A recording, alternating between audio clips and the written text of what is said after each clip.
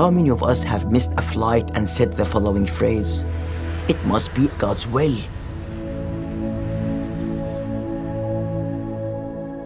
And how many of us failed to get into the college or career of our choice and said, "I guess it's God's plan"?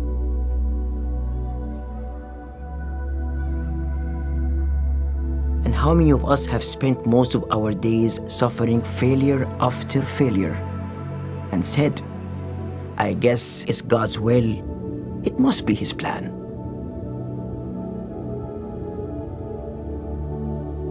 Before I began my journey of introspection, I was oblivious to the concept of destiny. I often abused the phrase, "It's God's will, it's God's plan."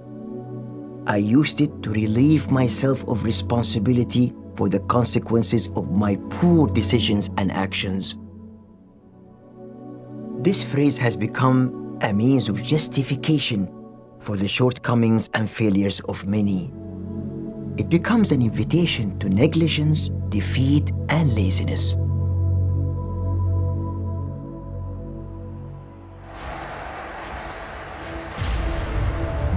It is true that belief in destiny, both good and bad, is a pillar of faith, but it is easy to misunderstand destiny, and this misunderstanding in turn misleads our behavior.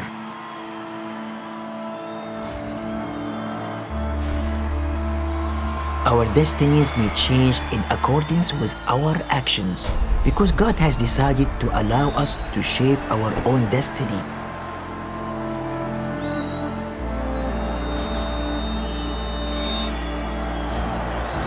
God says in the Quran, you have the choice to go forward or backward. It is God's will to make our decisions dependent on our own free will. Destiny is made up of intersecting paths that cannot be taken simultaneously. As God says in the Holy Quran, "Indeed, we have revealed to you a choice. You can be grateful or ungrateful."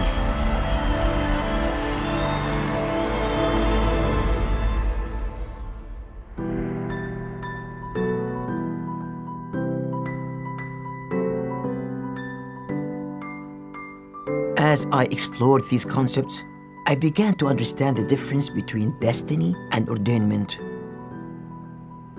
Destiny is man's undertaking, while ordainment is the divine plan and will.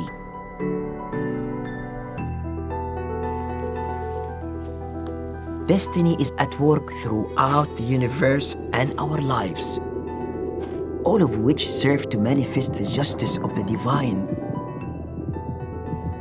So if we misunderstand how destiny operates, we might end up sabotaging our full potential on earth.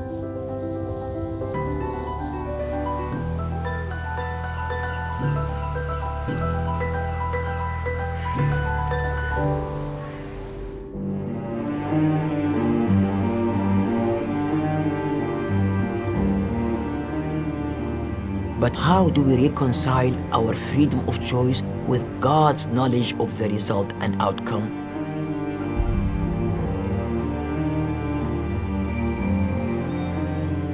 Does God's ordainment of our actions mean that we are compelled to act a certain way?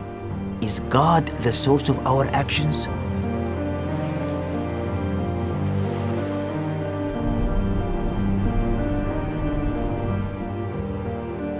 This same intellectual paradox provoked an inquiry by the Prophet's companion Abu Bakr.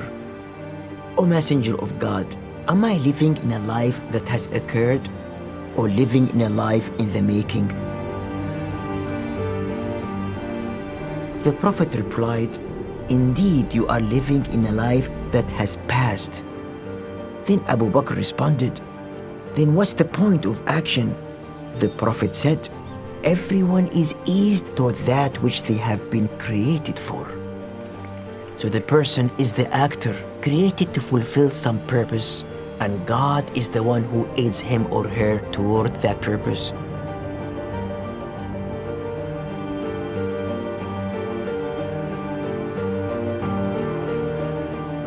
The quest for this purpose begins from within oneself.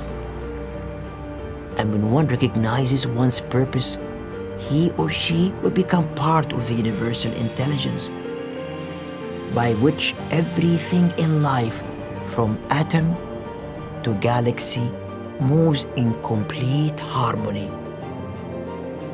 By getting in touch with ourselves, life will work through us rather than the other way around. We will be aided in doing what we were created for, and we will come to know God through all of this. As the saying goes, he who knows himself knows his Lord.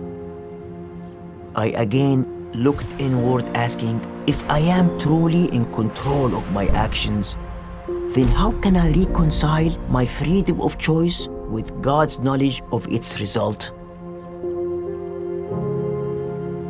I turned to physics in my search. I found that time and matter are interwoven. Without matter, there is no time. Faith tells us that time began when God created matter and the universe. Time means change, but God is constant and absolute. Glory be to Him, for there is nothing like Him, and He is not matter and does not change. Therefore, God is not confined by time nor space. Human beings, on the other hand, are limited by 4 dimensions: length, width, height, and time. The problem lies in the human attempt to place an infinite God within the finite confines of time and space.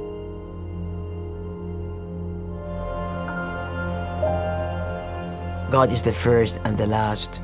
He has encompassed all things in His knowledge, and consequently knows the outcome of all things without any opposition to man's free will. Einstein himself confirmed that time is an illusion, a notion that only exists in a world defined by our dimensions.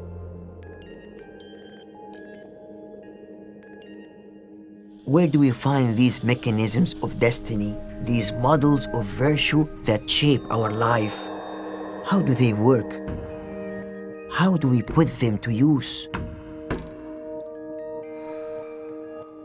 We see them everywhere we look.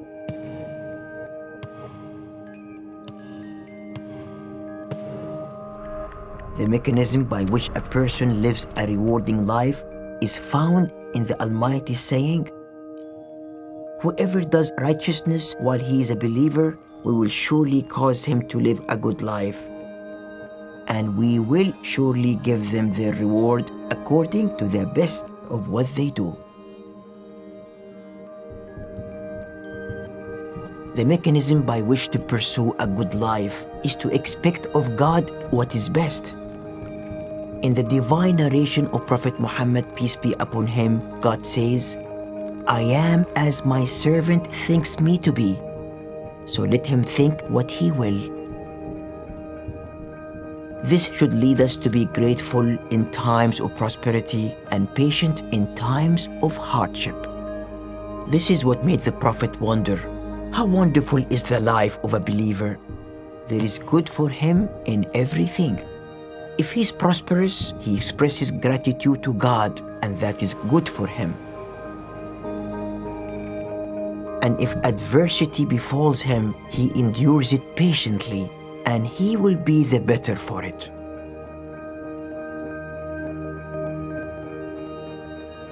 The Prophet loved and encouraged optimism, the expectation of good things. When hope and optimism fill our hearts and positive thoughts fill our minds, they do become our reality.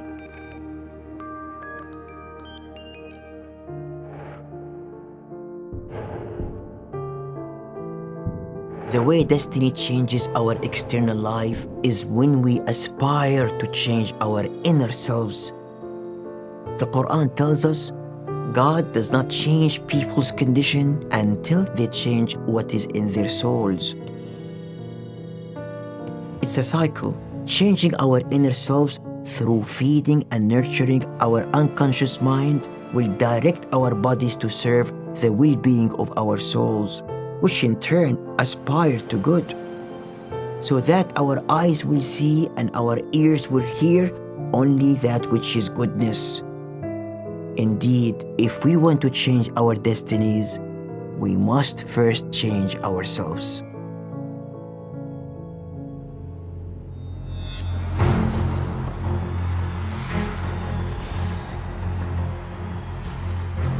But what stands in the way of us following these steps?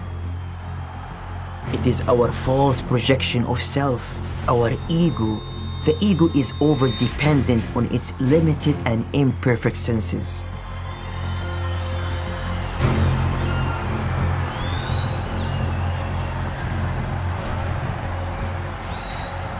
The ego naively categorizes things as either good or bad. It does not believe in the wisdom of God saying, you may hate a thing while it is good for you. Conversely, you may love a thing while it is bad for you. The ego believes that change is brought about from the outside. But true change comes from inside us. It is because of this that the greatest danger and harm is brought upon us from within. The ego's infatuation with material objects does not allow us to appreciate virtues like patience. It rushes results and rejects destiny. So we miss out on the reward God promises for patient living. The Quran says, indeed, those who are patient shall be rewarded in full without measure.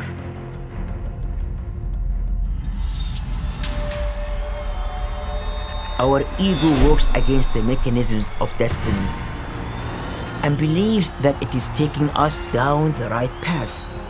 But the greater our egos become, the more our true self weakens, and we become hostile toward not just ourselves, but all of humanity. As our true selves are weakened, we begin to lose our cause, the purpose for which we were created. Eventually, we may even lose the path of God's help. As the Prophet said, everyone is eased toward that which they have been created for. I came to the belief that we are both free to choose while simultaneously aided by God. That aid comes from knowing ourselves and abiding by the mechanisms of destiny.